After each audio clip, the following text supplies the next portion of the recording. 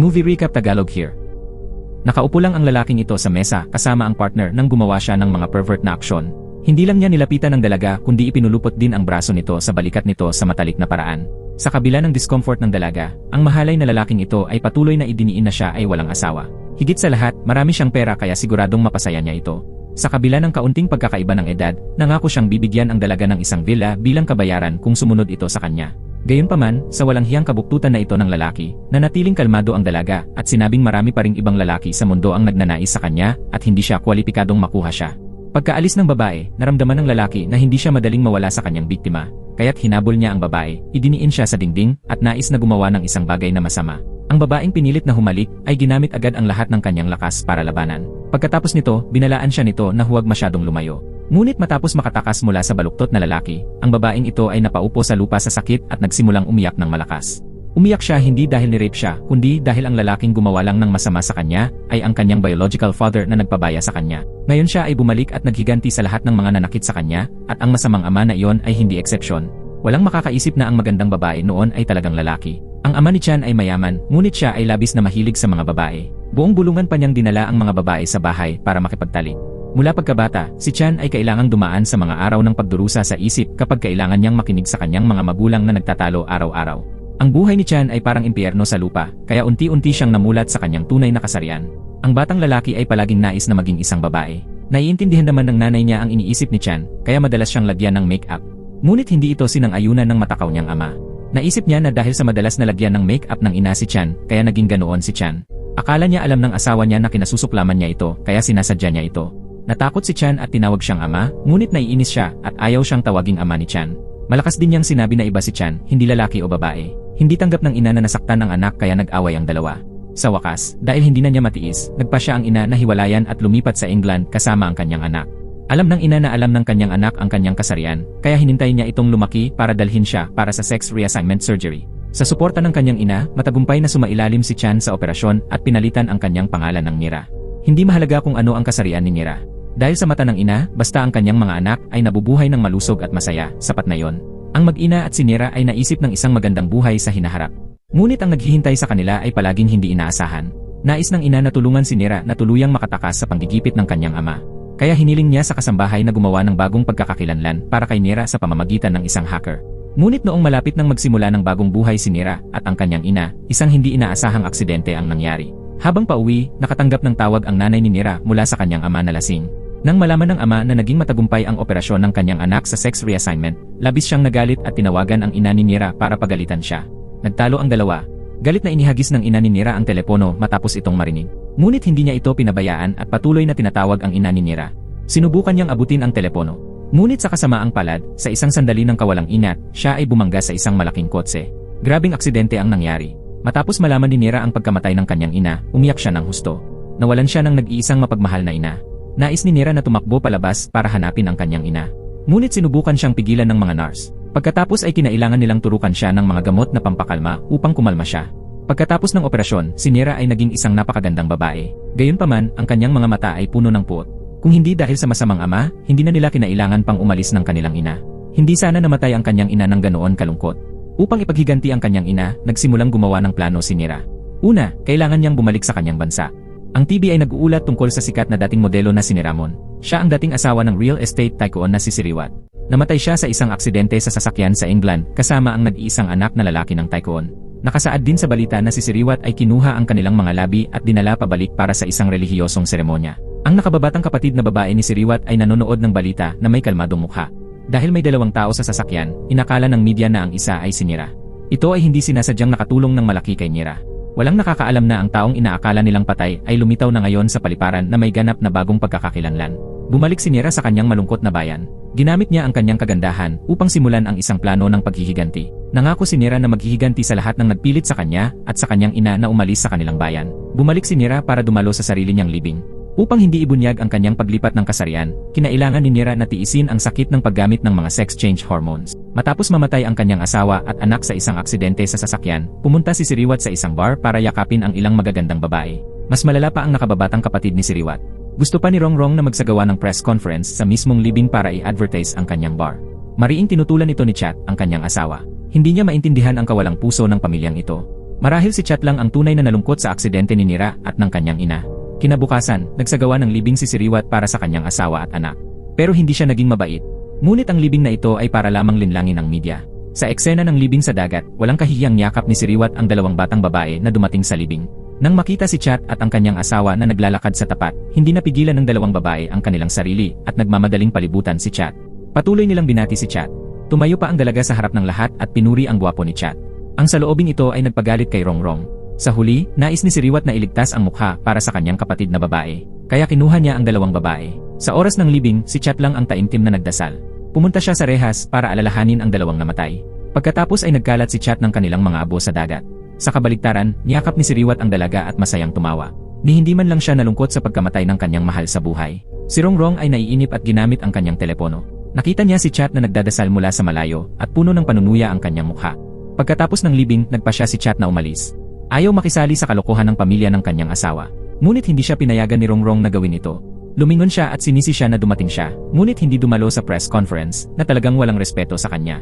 Dahil sa ganitong ugali, hindi na nakapagpigil si Chat.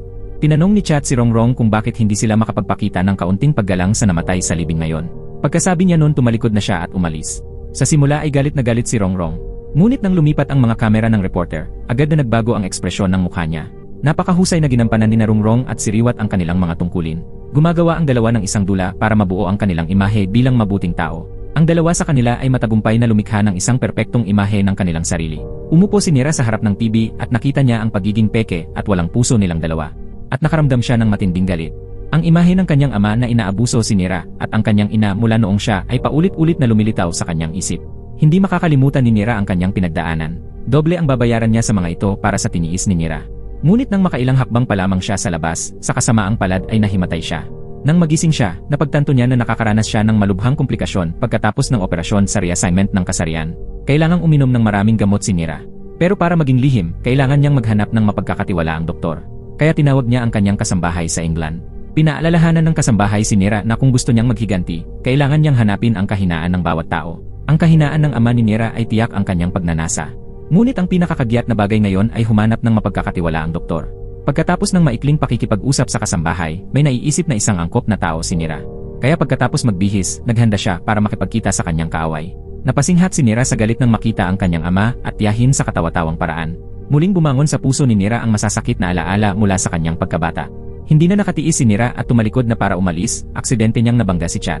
Nagkaharap sila at awkward na magkadikit. Aksidenteng nadulas din ang scarf ni Nira sa kamay ni Chat. Isang pamilyar na mukha ang nakita ni Nira sa harapan at bigla siyang natakot. Siya ay nagpapanik, natatakot na makilala. Walang oras si Nira na bawiin ang scarf at nagmamadaling tumalikod. Gusto siyang habulin ni Chat para ibalik ang scarf. Ngunit tumawag si Rongrong upang himukin siyang pumunta sa kaganapan. Mabilis, nakita ni Rongrong ang kanyang asawa na may hawak na scarf ng ibang babae. Isa siyang selfish na babae, kaya hindi niya ito matanggap. Mabilis na ipinaliwanag ni Chat na aksidenteng nabangga niya ang isang babae at aksidenteng nahulog sa kanyang mga kamay ang scarf.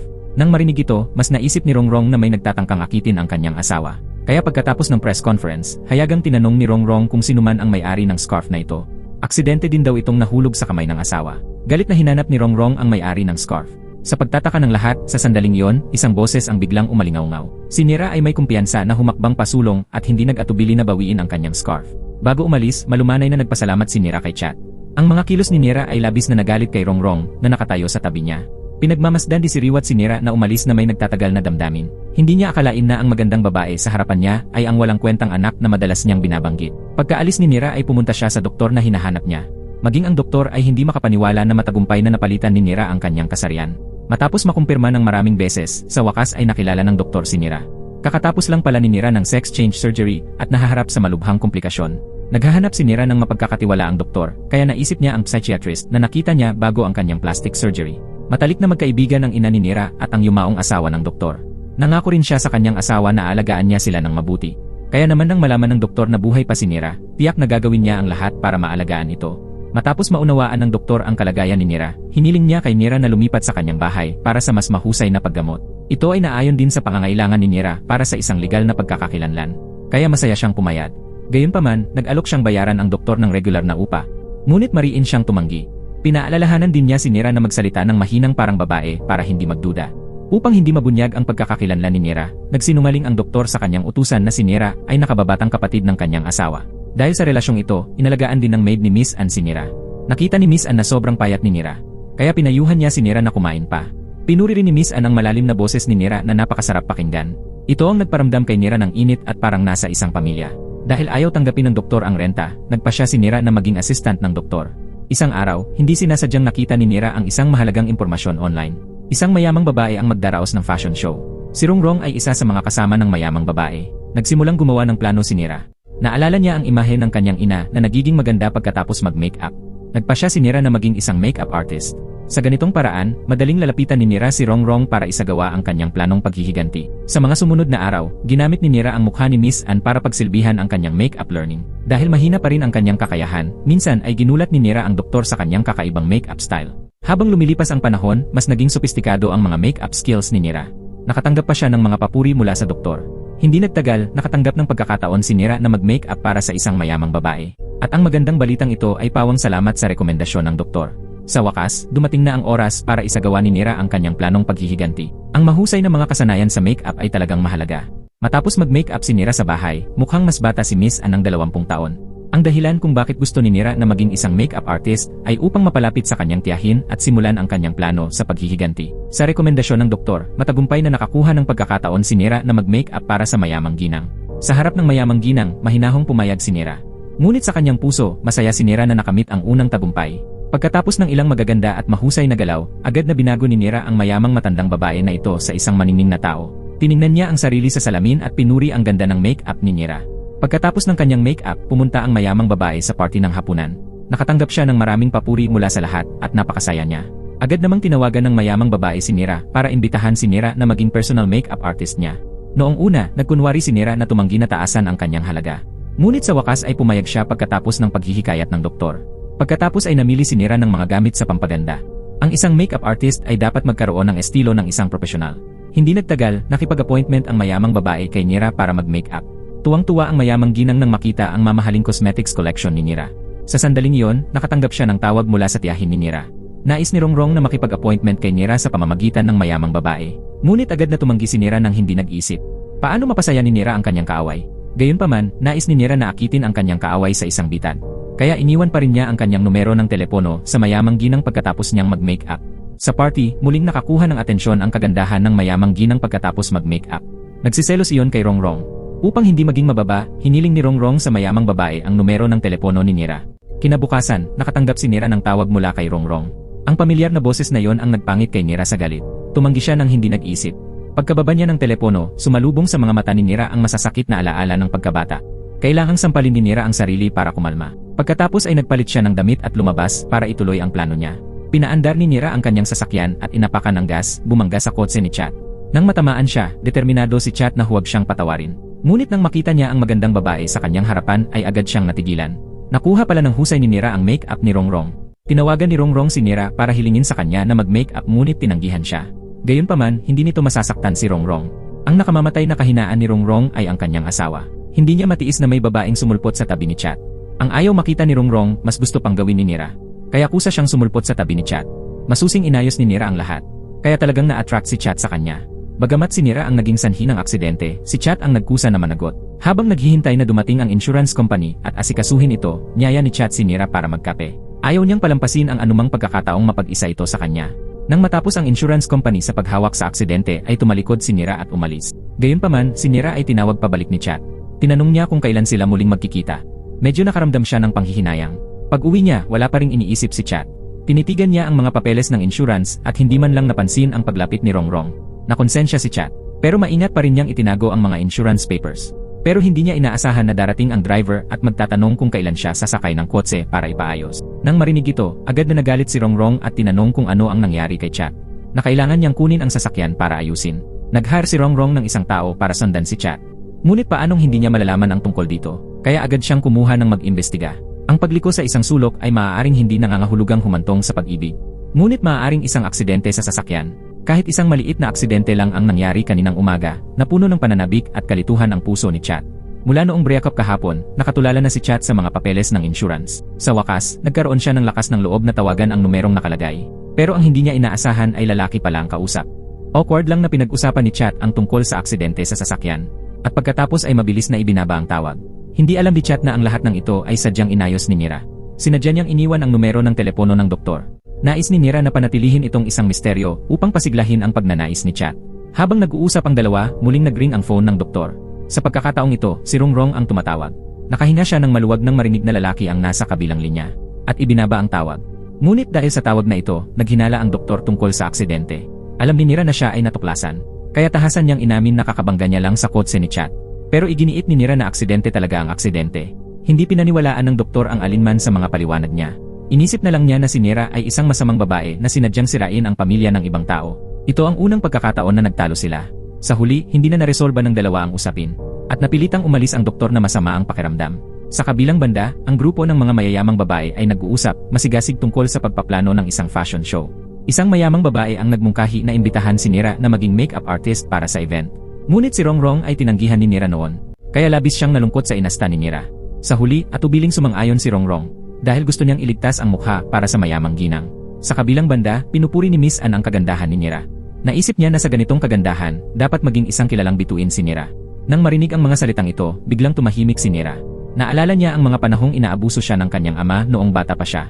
Nang mga oras na yon, nanumpa si Nira na gagawin niya ang kabaligtaran ng kinasusuklaman ng kanyang ama. Ngayon, nagsimula ang rehearsal para sa fashion show. Sinadya ni Nira na baguhin ang kanyang estilo. Naging mapang-akit siya. Ngunit hindi pa rin nawawala ang kanyang pagkalalaki. Maging si Miss Ann ay nagulat at napatitig sa kanya. Pagdating ni Nira, agad niyang nakasalubong si Rongrong at Chat na sabay na nagbubukas ng pinto. Ngunit hindi pa handa si Nira na harapin sila. Kaya mabilis siyang nagtago. Sa kasamaang palad, aksidente niyang nabangga si Manager Yodoy na tumatawag sa isang sikat na model. Sinabi ni Manaw na hindi siya makakapunta sa rehearsal ngayon. Malinaw na hindi niya siniseryoso si Yodoy. Akala ni Manaw ay isang tao lamang si Yodoy na hindi lalaki o babae. Kaya hindi siya kwalipikadong magtrabaho sa kanila. Pagkababa ng telepono, nakita ni Yodoy si Nira na nakatayo sa tabi niya. Sinimulang obserbahan ni Yodoy si Nira mula ulo hanggang paa. Medyo hindi komportable ang tingin ni Yodoy kay Nira. Pumasok si Yodoy sa banquet hall at magalang na binati ang mayamang ginang. Ngunit masama ang tingin ni Rongrong kay Yodoy. Tinitigan niya ng masama si Yodoy. Walang ganang sagot ni Yodoy. Nang magsimulang magtrabaho ang lahat, natuklasan nilang wala na si Nira. Nang hinahanap ng mayamang babae si Nira, malamig na pumasok si Nira. Nakasalubong muli ni Chat si Nira. Hindi niya makontrol ang kanyang emosyon. Kaya dali-dali siyang lumapit kay Nira. Sinabi ni Chat na tumawag siya para pag-usapan ang issue ng insurance. Pero sa hindi inaasahan, may narinig siyang boses ng lalaki. Naabot ni Nira ang kanyang layunin. Nagkunwari siyang nanlamig at sinabing-sinabi na sa kanya ng lalaki. Ang sagot na ito ay nagdagdag sa misteryo na nagpalungkot kay Chat. Samantala, nakita ni Rongrong ang kanyang asawa na papalapit sa isa pang babae na labis na ikinagalit niya. Pagdating ni Nira, sinimulan siyang panunukso at pagtawanan ni Rongrong. Hiniling ni Rongrong kay Nira na maglagay ng make-up para sa kanya. Sinubukan pa ni Rongrong na magpakita ng pagmamahal sa harap ni Nira. Ngunit ayaw makipagtulungan ni Chat sa kanya. Nakita ni Nira ang dalawang taong ito na nagpapakita ng pagmamahal. Kaya't nagpa siya siyang gawin silang hindi komportable. Tinawagan ni Nira ang doktor at hiniling na sunduin siya sa alas 4 ng hapon habang nagme-make up si Nira. Patuloy na sarkastikong sinasabi ni Rongrong na akala niya ay sinusubukang akitin ni Nira ang kanyang asawa. Hindi rin nagparaya si Nira nang kaharap ang kanyang kaaway. Sa oras na ito, dumating ang mayamang babae para magtanong tungkol sa kanyang make-up style. Sinamantala ni Nira ang pagkakataon para kutyain si Rongrong. Sinabi ni Nira na plano niyang gumamit ng light make-up at paunahing pangalagaan ang kanyang balat dahil medyo tuyo at mapurol ang hubad na mukha ni Rongrong. Ang foundation ay dapat ding ilapat ng bahagya. Kung hindi, magiging makapal ang foundation sa mukha ni Rongrong, tapos magmumukha pa siyang matanda. Sinabi rin ni Nira na pumutok din ang labi ni Rongrong. Marahil dahil sa kakulangan ng mga hormone, ang pag-inom ng mas maraming tubig at kaunting pagsasalita ay magiging mabuti para kay Rongrong. Nang marinig ang mga salitang ito, nagalit si Rongrong kaya nanlaki ang kanyang mga mata. Ngunit hindi niya mapabulaanan. Nang matapos ni Nira ang kanyang make-up, pinuri ng lahat ang kanyang napakagandang make-up teknike. Si Rongrong lamang ang nagreklamo na ito ay masyadong masama at direktang nasira ang kanyang make-up sa lugar. Pero walang pakialam si Nira dahil ayaw din niyang pagandahin si Rongrong. Nang matapos ang rehearsal ay parehong naghihintay sa pinto si Chat at ang doktor. Ngumiti si Nira at nilagpasan si Chat at pumunta sa doktor. Nakita ni Chat si Nira at ang doktor na sobrang intimate at masakit ang puso. Ngunit sa sandaling ito, lumabas si Rongrong. Magkasama silang apat na lumikha ng medyo awkward na eksena. Nang lumapit si Rongrong sa doktor para batiin, sinabi nitong kilala niya ito. Tumawag pala siya ng doktor noong nakaraang araw. Dahil sa aksidente sa sasakyan ni Chat, ang ugali ni Rongrong noong panahong iyon ay labis na mayabang. Nang marinig ito, agad na naunawaan ni Rongrong na ang nakabangga kay Chat ay si Nira. Naging naiinis ang ekspresyon niya. Ngunit paano ito matitiis ni Rongrong? Kaya agad niyang tinutuya si Nira. Ipinahiwatig ni Rongrong na kumikita si Nira sa kanyang kagandahan. Naisip niya na si Nira ang tipo ng babae na nagsisilbi sa maraming uri ng customer. Hindi man lang sumuko ang doktor, ngunit nagpakita ng walang pakialam na saloobin at idiniin na kapatid niya si Nira. Pagkatapos ay malamig na inakay ng doktor si Nira. Habang pauwi, patuloy na nagkukwento si Nira tungkol sa kanyang mga hinaing na dulot ng kanyang tiyahin. Inalo rin ng doktor si Nira na huwag pansinin. Sa isa pang sasakyan, alam ni Chat na si Rongrong ay lihim na sumusunod sa kanya. Kaya agad siyang nag-propose ng divorce. Pag-uwi nila ay malakas na nagtalo ang dalawa. Muli, nagpunta si Chat sa opisina ng masama ang loob. Naiisip niya tuloy ang intimate image ni Nira at ng doktor. Hindi niya alam kung paano muling makikipagkita kay Nira. Kinabukasan, sinabi ni Nira sa doktor na gusto niyang bumili ng CD. Agad siyang ipinakilala ng doktor sa isang tindahan na madalas niyang puntahan. Napaka-magical ng tadhana. Nang pumipili si Nira ng CD na gusto niya, lumitaw si Chat sa likuran niya. Nang lumingon siya, nakita ni Nira si Chat na nakatingin sa kanya na puno ng pagmamahal. Kinuha pa niya ang CD sa kamay niya. Sinabi ni Chat na gusto niyang ibigay ito kay Nira para kapag nakinig ito sa CD, maalala niya ito. Ang mga salitang ito ay nagpahiya kay Nira. Pumayag si Nira na lumabas para magkape kasama si Chat. Sa bahay, nakita ng doktor na hindi pa bumabalik si Nira. Kaya tinawagan niya ang may-ari ng CD store para magtanong. Sinabi ng may-ari na pagkatapos bumili ng CD, sumama siya kay Chat. Naramdaman ng doktor na may mali. Nag-aalala siyang baka akitin muli ni Nira ang kanyang tiyuhin. Sa restaurant, nakita ni Nira si Chat na inaalagaan siya ng mabuti. At sumilay ang matamis na ngiti sa kanyang mukha. Aksidenteng nabanggit ni Chat ang kanyang pamangkin. Ang batang iyon ay si Nira bago ang kanyang plastic surgery at gender reassignment surgery. Ang hindi alam ni Chat ay nakaupo sa tapat niya ang kanyang pamangkin. Nang banggitin ni Chat ang sakit ng kanyang pamangkin, baka sa mga mata ni Nira ang emosyon. Pag-alis, sinabi ni Chat na gusto niyang makita si Nira araw-araw. Pero sumagot siya na kung nagkataon lang silang nagkita, ayos lang. Ngunit kung gusto nilang magkita ng kusa, naisip niya na ito ay hindi nararapat para sa isang lalaking may asawa. Pagkasabi niya noon ay sumakay na siya sa kotse at umalis. Kahit mariing tinanggihan ni Nira si Chat sa record store, hawak pa rin niya ng mahigpit sa puso niya ang record na ibinigay nito sa kanya. Kinaumagahan, maagang hinintay ni Yodoy at Baitong si Nira sa harap ng bahay. Matapos magtulungan ng lahat, hindi pa rin dumarating ang pangunahing tauhan ng araw na yon. Inip na tinawag ni Yodoy si Manaw. Ngunit sinabi ng katulong na gusto ni Manaw na lumabas para magkape at makakarating na siya sa loob ng 10 minuto. Hinintay nilang tatlo ang pagdating ni Manaw. Pero 30 minuto na ang lumipas at hindi pa rin siya dumadating. Nang mawalan ng pasensya si Yodoy, maluwag na naglakad si Manaw. Gayunpaman, kinuha lang niya ang kanyang iPad at naglaro ng hindi nakikipagtulungan sa kanila. Kahit na tumagal lang ng 10 minuto ang pagsukat, hindi nakatiis si Yodoy sa pagkakataong ito. Medyo sumikat pa lang si Manaw pero mayabang na. Nagalit si Yodoy kay Manaw para tanungin siya, ngunit hindi siya nagpakita ng anumang pagsisisi. Dumalo lang din daw siya sa event para magpakita ng respeto sa mayamang ginang. Pagkatapos ay kinutya ni Manaw si Yodoy dahil sa pagiging matanda at mahina ang panlasa. Hindi napigilan ni Nira na kutyain si Manaw. Galit na tanong ni Manaw kung sino si Nira. Alam ni Manaw na makeup artist lang si Nira. Kaya sinimulan niyang kutyain si Nira bilang isang hindi kilalang makeup artist. Pinilit ni Manaw na lumuhod si Nira sa kanyang harapan. Kung tumanggi si Nira, hindi na niya itutuloy ang pagsali sa event na ito.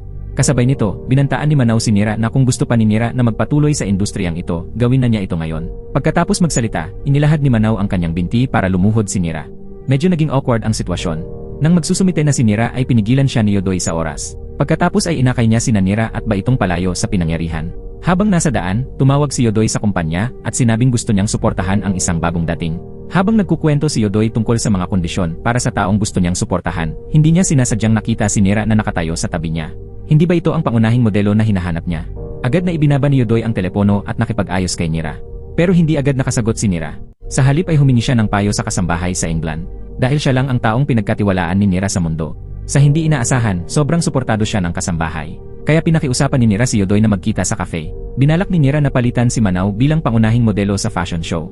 Sasamantalahin niya ang pagkakataong ito para makagawa ng malakas na impresyon. Biglang sumulpot si Siriwat. Pero napaka-understanding niya. Alam niyang wala siyang kikitain ngayon. Kaya hindi siya nagmamadali. Iniwan lang ni Siriwat kay Nira ang kanyang business card at gusto niyang magkita muli mamaya. Nanigas ang katawan ni Nira. Sininyasan ni Yodoy si Nira na kunin ito ng mabilis. Ngunit sa sandaling kinuha niya ang business card, binastos siya nito. Dahil dito ay labis na naiinis si Nira. Umalis si Nira sa cafe at naakit ng 2 painting mula sa malayo. Bumalik ang mga alaala ng nakaraan. Iyon ay mga painting na iginuhit ni Nira kasama si Chat noong bata pa siya. Hindi maintindihan ni Nira kung bakit sila sumulpot dito. Kaya nagpa siya si Nira na bilhin ang mga ito sa mataas na presyo. Pero nang matapos magsalita si Nira ay lumabas na si Chat mula sa loob. Natakot si Nira na mabunyag ang kanyang pagkakakilanlan. Kaya tumalikod na siya at umalis. Pero hinawakan ni Chat ang kamay niya at hinila siya pabalik. Habang nagtatalo ang dalawa, lumitaw si Siriwat mula sa malayo. Nasaksihan ni Siriwat ang eksenang ito ni Nira at Chat. Sinadya niyang tawagan si Chat para yayain siyang uminom. Pero tumanggi si Chat, abala daw siya sa trabaho. Nakita ni Siriwat ang babaeng nagustuhan niya kasama ang kanyang bayaw. Napangiti siya pero sobrang hindi komportable. Nang gabing iyon, hiniling ni Chat si Nira na pumunta sa isang restaurant sa malayo. Ngunit lumabas ang kanilang larawan sa telepono ni Rongrong. Sa sobrang galit niya ay napasigaw siya na parang baliw at nagmamadaling ipinadala ang larawan kay Chat para tanungin siya. Nang makita ang larawan, nataranta si Chat. Hindi niya maintindihan ang nangyayari, lumingali na siya sa paligid na parabang wala siyang nakitang kahina-hinala. Nagpasya si Chat na iuwi agad si Nira. Pag-uwi ni Nira, hinihintay siya ng doktor doon. Tinanong niya kung bakit siya late. Gayunpaman, ayaw sumagot ni Nira. Tinanong niya ang doktor kung sa tingin niya ay angkop siyang maging isang celebrity. Prangkahan ang sinabi ng doktor na bagay ang hitsura at figura ni Nira. Gayunpaman, sa psikolohikal, depende ito sa kung gaano siya makakapagtiis. Pinayuhan siya ng doktor na pinakamahusay na mabuhay sa buhay na itinakda ng kanyang ina para sa kanya. Dapat mamuhay ng tahimik at komportable si Nira, hindi bumalik dito at sumikat. Ngunit marahas na nag-react si Nira nang marinig niya ito. Tinanong ni Nira ang doktor kung sa tingin niya ay hindi siya makikilala ng lahat. Unti-unting nawala ng kontrol si Nira. Nagpakita siya ng galit at saka umakyat. Kinaumagahan, nabaliw si Rongrong nang matuklasan niyang wala na ang mga gamit ng kanyang asawa sa silid. May pinadala pala si Chat sa bahay para kunin ang mga gamit niya kaninang umaga. Ayaw na niyang tumira sa iisang bahay kasama niya. Sa pag-isip nito, nabaliw si Rongrong. Galit niyang sinisi ang kasambahay sa hindi pagpapaalam sa kanya. Sa huli, sinisi niya si Nira. Sa kabilang banda, nag-photoshoot si Manaw para sa isang fashion magazine. Tinawagan ni Yodoy ang photographer para mag-schedule ng photoshoot para sa bagong dating. At ang pag-uusap na ito ay hindi sinasadyang narinig ng manager ni Manaw. Matapos tanungin ang photographer, sinabi ito ng manager kay Manaw. Pero hindi pa rin niya sineseryoso si Yodoy. Naisip niya na hindi sila magtatagumpay kung wala siya. Ngunit hindi alam ni Manaw na walang takot si Yodoy sa sinuman pagdating sa pagsuporta sa mga bagong dating. Kinuha ni Yodoy ang debut photoshoot para kay Nira bilang backup na may aura ng isang diyosa. Ang bawat estilo ay madali para kay Nira. Sobrang nasiyahan din si Yodoy sa performance ni Nira. Sa rehearsal scene para sa fashion show, pinapalitan ni Nira si Manaw para mag-ensayo para sa pagtatanghal. Inihanda ni Yodoy si Nira na palitan si Manaw bilang pangunahing modelo. Dahil dito, hindi nasisiyahan ang ibang mga modelo. Akala nila ay hindi karapat-dapat ang isang makeup artist na tumayo sa kapareho nilang entablado. Gayunpaman, dahil sa malakas na aura ni Nira, kinilala rin nila ang kanyang talento. Sa huli, walang ibang opinyon. Nakita ni Yodoy si Nira na nagningning sa entablado at lalo siyang nagpursige na masumikat ito. Sa wakas, magsisimula na ang party. Si Rongrong ay isa sa mga modelo, kaya't naghanda siyang mabuti. Nakaupo din kasi si Chat sa audience na nanonood ng performance ngayon. Si Rongrong ay sadyang nagpakita ng pagmamahal sa harap ng iba. Sinadya pa niyang halikan sa pisngi si Chat sa mataong lugar. Hindi sinasadyang nasaksihan ni Nira ang eksenang ito mula sa malayo. Lumingon si Chat at nakita si Nira na nakatayo sa malayo. Gusto niyang pumunta sa harap para magpaliwanag. Pero nagalit si Nira dahil sa eksena kanina at ayaw siyang kausapin. Walang choice si Chat kundi hilahin si Nira sa isang sulok para makipag-usap. Biglang hinalikan ni Chat ang labi ni Nira. Napilitan siyang halikan ni Nira. Ngunit hindi siya tumutol. Sa kasamaang palad, hinahanap ni Yodoy si Nira at aksidenteng nasaksihan ang kabuuan nito. Pinaalalahanan niya si Nira na huwag ituloy ang relasyong ito. Natakot si Yodoy na mahanap ni Rongrong si Nira para manggulo. Dahil si Rongrong ay isang babae na sikat sa pagiging seloso at laging iniingatan ang kanyang asawa. Ayaw din ni Yodoy na mabalitang sikat si Nira sa pagnanakaw ng asawa ng iba. Samantala, si Rongrong ay nababaliw sa makeup room. Hiniling niya kay Nira na mag-makeup. Nang makarating si Nira sa pintuan, narinig niya si Rongrong na nagpapahirap kay Baitong. Pumasok si Nira at gustong humingi ng hustisya para kay Baitong. Ngunit dahil magsisimula na ang party, napigilan na lang ni Nira ang sarili at saka nag-makeup kay Rongrong. Pagkatapos mag-makeup ni Nira, lumitaw si Rongrong na may magandang hitsura. Biglang naalala ng mayamang ginang na hindi pa dumarating ang pangunahing modelo na kanilang pinaplano na si Manaw. Malapit na ang kaganapan, kaya't sinamantala ni Yodoy ang pagkakataong ito para sabihin sa mayamang ginang na si Manaw ay halos hindi makontak at hindi nakadalo sa ensayo. Agad na tinawagan ng mayamang ginang si Manaw. Ngunit nakahiga pa rin siya sa kama at ayaw bumangon. Hindi makontak ng mayamang babae si Manaw, kaya nagalit siya. Mabilis na sinamantala ni Yodoy ang pagkakataon. Nag-propose siya sa mayamang ginang. Walang choice ang mayamang babae kundi ang pumayag. Samantala, dahan-dahang nagsisipilyo si Manaw. Wala siyang ideya na ang kanyang modeling career ay malapit nang masira ng isang makeup artist na kanyang kinamumuhian. Dumating si Manaw 10 minuto lang bago magsimula ang palabas. Nagkunwari siyang sumasakit ang tiyan. Ngunit hindi naniwala ang lahat sa katawa-tawang palusot ni Manaw. Nakita ng mayamang babae ang mapanghamak na ugali ni Manaw. Kaya nagalit siya at nagpasyang hayaan si Nira na palitan si Manaw sa entablado. Hindi nakalimutan ng mayamang ginang na kutyain si Manaw. Pagkatapos ay iniwan nila si Manaw na nakatayo doon at umalis. Ang binhi ng puot ay naitanim sa puso ni Manaw. Sa oras na ito, si Rongrong ay gumaganap sa entablado. Naglakad siya palabas na may kumpiyansa at mayabang na sa loobin. Kinuha ni Rongrong ang bouquet ng bulaklak na inayos niya mismo. Ginawa niya iyon para ipakita na marami pa rin siyang impluensya. Inaasahan ni Rongrong na makita ang selos ni Chat. Ngunit sa sandaling ito, hindi nagpakita ng anumang kakulangan sa ginhawa si Chat. Malamig at kalmado ang mukha niya habang nakaupo. Nakapagtataka, nang bumalik si Rongrong sa backstage, natuklasan niya na si Nira ang pangunahing modelo ng kaganapang ito. Puro puting damit ang suot ni Nira. Pag-akyat pa lang ni Nira sa stage ay natigilan ang lahat. Napasigaw ang lahat sa paghanga sa kagandahan ni Nira. Umupo sina Chat at si Riwat sa front row. Ang kanilang mga mata ay tila napuno ng pagkahumaling sa kanyang pagganap. Si Nira ay may kumpiyansang humakbang papunta sa entablado. Pero may ginawa si Nira na ikinagulat ng lahat. Lumuhod siya at hinalikan ang rosa sa kamay niya. Tapos binigay ni Nira kay Chat sa harap ng lahat. Ang pagkilos na ito ay nagpagalit kay Rongrong sa likod ng entablado kaya nagangalit ang kanyang mga ngipin. Si Manao ay hindi makadalo sa kaganapan sa sandaling ito kaya't siya ay nakatayo sa gilid ng may panunuya. Ang kaganapang ito ay nag-iwan ng malalim na impresyon kay Manao. Dahil nagbigay ng bulaklak si Nira sa isang lalaking may asawa, tuloy-tuloy ang pagbabalita ng media tungkol sa kanya. Akala nila gusto ni Nira na akitin ang isang lalaking may asawa at sirain ang kaligayahan ng ibang pamilya. Hindi mabilang na mga batikos ang natanggap ni Nira.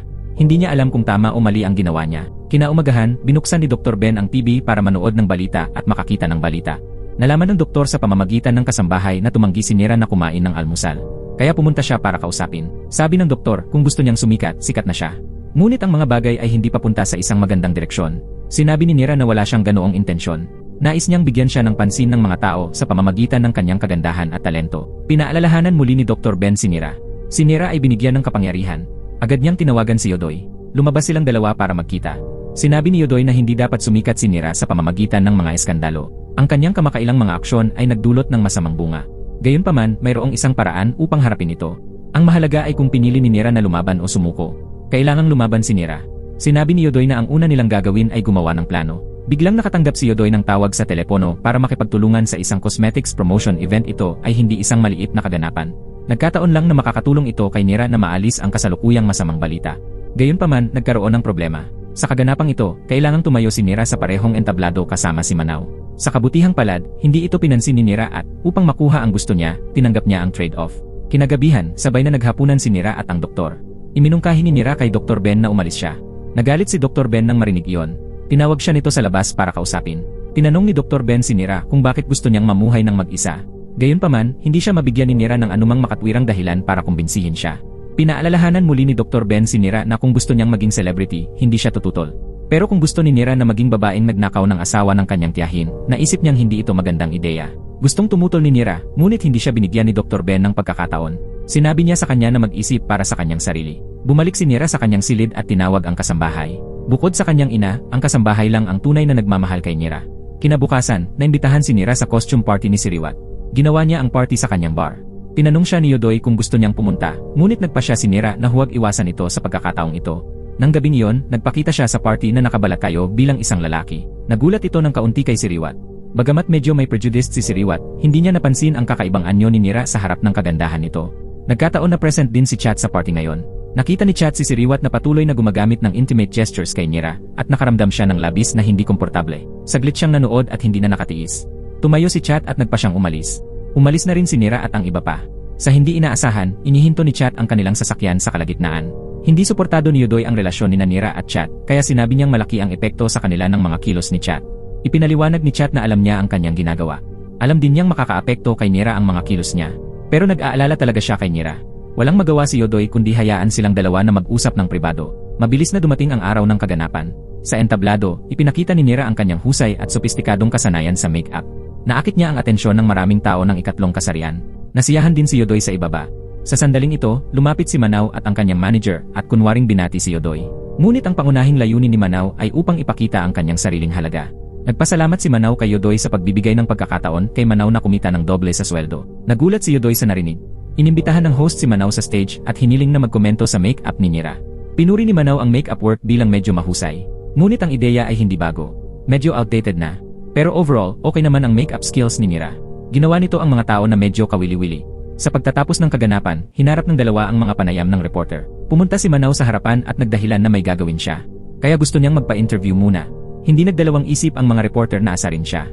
Direkta silang nagtanong tungkol sa pagpapalit ni Nira kay Manao sa entablado. Ngunit ang pagsisinungaling sa katotohanan ay hindi mahirap para sa isang aktres na tulad ni Manao. Maling ipinaliwanag niya na hindi maganda ang pakiramdam niya noong araw na yon. Pinalitan si Manao dahil lang medyo nahuli siya. Ngunit hindi niya alam ang tiyak na dahilan. Hindi nagpahuli si Nira at direktang ibinulgar ang mga kasinungalingan ni Manao. Sa hindi inaasahan, nais ng mga mamamahayag na gumawa ng higit pang mga iskandalo. Kaya't naghanda sila ng mabuti. Direkta nilang itinayo ang imahe ni Nira bilang isang modelo na sadyang pinahiran ang kanyang mga kasamahan. Sa isang sandali, inatake si Nira ng opinyon ng publiko. Ang internet ay binaha ng mga negatibong komento. Akala nila sinasadya ni Nira dahil gusto niyang sumikat. Pinuri rin ng mga netizens ang pagiging mayabang ni Manao. Kumilos siya na parang gusto niyang ipahayag sa mundo na walang makakapantay sa kanya. Galit na galit si Nira. Naunawaan ni Nira na siya ay pinupuna dahil ang kanyang mga kakayahan ay hindi nakilala. Kaya naman agad na tinawagan ni Nira si Yodoy at ipinahayag ang kanyang pagnanais na umunlad ng komprehensibo sa maraming larangan tulad ng pagsasayaw, pagkanta, at pag-arte. Sinabi ni Yodoy na dapat niyang malaman ang isang bagay sa isang pagkakataon. Naisip ni Nira na kailangan niyang umunlad ng mabilis para mabayaran niya ang sarili niyang pag-aaral. Pero sabi ni Yodoy, hindi pera ang problema, kundi panahon. Binigyan niya si Nira ng schedule ng trabaho. Limitado talaga ang oras ni Nira. Nakita pala ni Yodoy na determinado si Nira na paunlarin ang kanyang career. Kaya sinuportahan din niya ito sa kanyang mga koneksyon.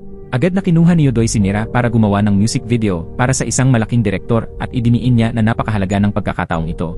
Pagkatapos nito, inayos ni Yodoy si Nira na dumalo sa isang magandang klase sa pagsasanay. Hindi napigilan ni Nira ang kanyang career path. Isang araw pagkatapos ng practice, hindi sinasadyang nakita ni Nira ang intimate photos ni Chat at ng kanyang tiyahin. Biglang nataranta si Nira. Habang papalabas ng pinto, aksidenteng nabangga ni Nira si Manaw. Bagamat bahagya lang natumba si Manaw, nagkunwari itong nasprayin ang bukong-bukong. Pinalala ng manager niya ang mga bagay-bagay. Mabangis na lumaban si Nira. Nagtalo ang dalawa at tuluyang nag-away. Sa wakas, kinailangan pang makialam ng guro para pakalmahin ang galit ni Nira at Manaw. Ngunit sinabi ni Manaw na siya ay tinamaan ni Nira at nabali ang kanyang mga buto. Wala pa nga si Manaw sa advertisement ng isang importanteng tao. Alam ito ni Baitong at mabilis na ipinaalam kay Nira. Dahil ang taong ito ay isang makapangyarihang figura na tinatawag na Young Master Tool. Ang taong ito ay itinuturing na hari ng industriya ng entertainment. Ang sinumang nakasakit sa kanya ay halos tiyak na itataboy sa entertainment industry. Nag-alala rin si Baitong kay Yodoy. Natakot din si Nira nang marinig niya ito. Kaya't mabilis niyang pinakiusapan si Baitong na kunin siya para humingi ng tawad kay Young Master Tool. Gayunpaman, hindi madaling makilala ang isang malaking figura. Kailangang maghintay ng mahabang panahon si Nira bago matapos ang pulong ni Young Master Tool. Paglabas ni Young Master Tool, nagmamadaling tumakbo si Nira at sinabing siya ang nakasugat sa binti ni Manaw. Nais ni Nira na mabayaran ang pinsala. Ngunit biglang nagalit ang lalaki at hiniling itong sabihin ulit ni Nira.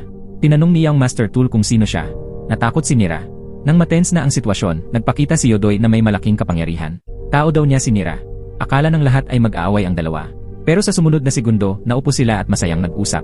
Matagal na pala na matalik na magkaibigan ang dalawa. Ang pangunahing layunin ni Yodoy ay ipaalam kay Tool na hindi malubhang nasugatan si Manaw. Ang dahilan kung bakit hindi sumali si Manaw sa paggawa ng pelikula ay dahil gusto lang niyang guluhin si Nira. Nagkataon na nagustuhan ni Tool si Nira sa unang tingin. Sa kabilang banda, patuloy na gumagawa ng masama si Manaw. Alam niya na ang lumang paraan ay hindi epektibo. Kaya agad niyang hinanap ang isang dating kaklase na isang hacker. Sana ay malaman niya ang madilim na nakaraan ni Nira. Ngunit kahit anong pilit nila, wala silang mahanap na bakas. Kinabukasan, nang si Siriwat ay masiglang naglalaro ng golf, biglang nakita ni Siriwat ang kanyang matalik na kaibigan na si Mr. Pal na may kasamang babae.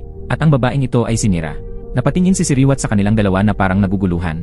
Ang babaeng inalagaan ni Siriwat ay naging kasintahan ng iba. Ipinagmamalaki ni Mr. Pal ang kanyang magandang kasintahan.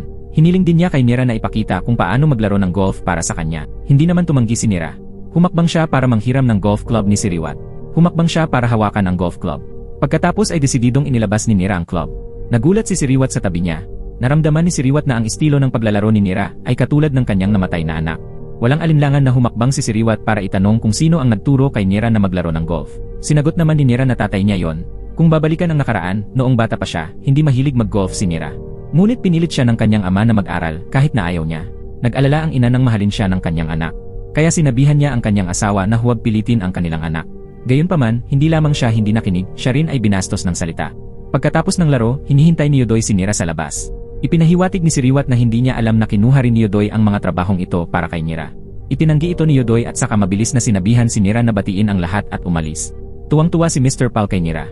Pinayuhan din niya si Siriwat na humanap ng ganoong magandang babae. Agad na tinawagan ni Siriwat si Yodoy at gustong imbitahan si Nira na maging kinatawan ng luxury apartment promotion project na binanggit niya noong nakaraan. Nagkataon lang na ito ang gusto nilang resulta.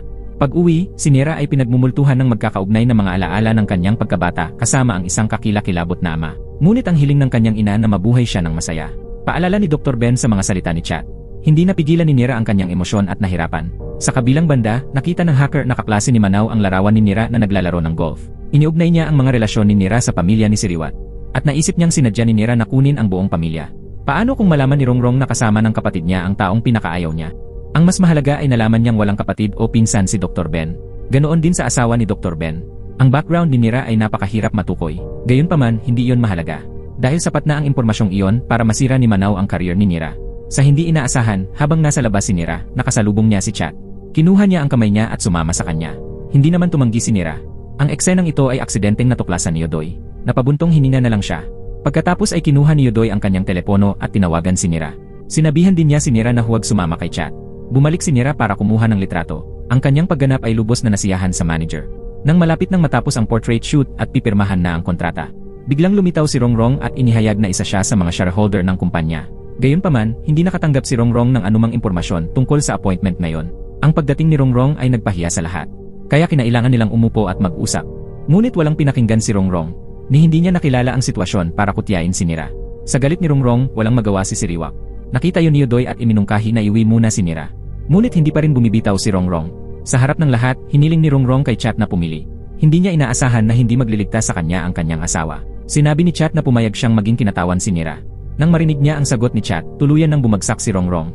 Perpektong inihayag niya ang kanyang tunay na ugali bilang isang bulgar na babae. Wala na si Rongrong ng imahe ng isang marangal na ginang tulad ng dati. Sa mga oras na ito, inihatid muna ni Yodoy si Nira.